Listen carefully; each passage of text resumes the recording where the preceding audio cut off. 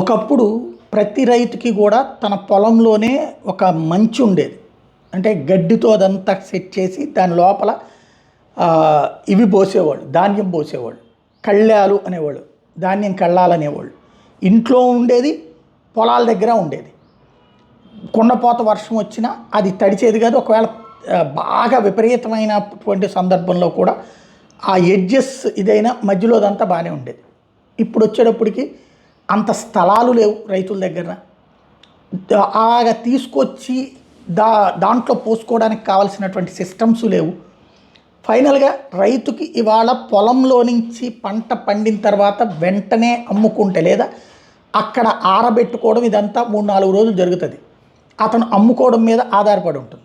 కానీ సమస్య ఎక్కడ వస్తుందంటే, ఇక్కడ ఆ లారీల్లో తీసుకెళ్ళి అమ్ముకోవడం ఒక ఎత్తు. ఎక్కువగా జరిగేది ఏంటి, మార్కెట్ యార్డ్కి తీసుకెళ్ళి ఏది ప్రభుత్వానికి ధాన్యం సేకరించే చోట అమ్మడం ఒక ఎత్తు. అక్కడ దాకా వెళ్ళాలంటే ఈ లారీలు ఇవి కావాలి, దానికి ముందు పెట్టుబడి పెట్టాలి. ఇలా పెట్టలేక ఏం చేస్తారు, బ్రోకర్ అక్కడికి వస్తే తీసుకోవడం, ప్రభుత్వమే వెళ్ళి కొనొచ్చు కదా. ఇది ప్రతి ప్రభుత్వం కూడా మేము అక్కడికి వెళ్ళి కొంటామని చెప్తుంది, కానీ జరగదు, పెట్టదు. దానికి తోడు గోతాలు ఇవన్నీ అవసరం ఉంటుంది. ఇవన్నీ ప్రతి ఒక్కళ్ళు కూడా ప్రభుత్వం అధికారంలో ఉన్నప్పుడు మేము అది చేయబోతున్నాం, ఇది చేయబోతున్నాం అని చెప్తుంటారు.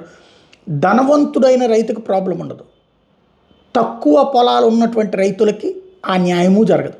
చివరికి బ్రోకర్లకే అమ్మేస్తారు. 1800, 2000 ఉన్నది ఇక్కడ 1400, 1500కే అమ్మేస్తుంటారు. అలా కూడా బ్రోకర్లు కూడా ఏం చేస్తారు, తెలివిగా వీళ్ళకి ఇబ్బంది పెడతారు. ఇప్పుడు ఫర్ ఎగ్జాంపుల్ ఇవాళ కొనడానికి బ్రోకర్లు రేపు చూద్దాం, నేనైతే 1300 ఇవ్వగలను, నేనైతే 1200 ఇవ్వగలను, ఇట్లాగే చెప్పి లేట్ చేస్తుంటారు. వీళ్ళు బెట్టు మీద కూర్చుంటే ఇప్పుడు పాపం అలాంటి రైతులు అన్యాయం అయిపోయారు.